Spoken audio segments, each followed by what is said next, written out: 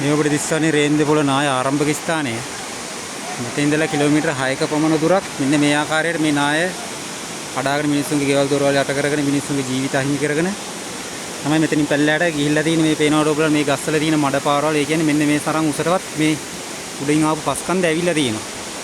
ඉතින් අර පේනවනේ අර එතන තියෙන ගෙවල් වල මිනිස්සුත් යට කරගෙන ඒ ගෙවල් වල තිබ්බ වාහනත් යට කරගෙන තමයි මේ නාය පැල්ලයට බැහැලා තියෙන්නේ.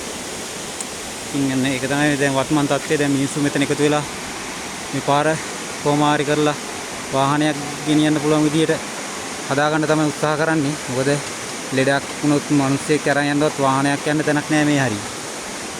මේක තමයි වත්මන් තත්ත්වයේ රේන්දපොළ නාය සම්බන්ධව. ඉතින් හරිම සෝචනීයයි. හරිම දුකයි මිනිස්සුන්ට වෙච්ච දේවල් ගැන. අපි මේකෙන් තේරුම් ගන්න එක දෙයක් තමයි සෝබා ධර්මයත් එක්ක අපිට කිසිම දේ වෙලාවක සෝබා ධර්මයට පිටුපාන්න බෑ. නෑ හැමෝටම තෙරුවන් සරණයි.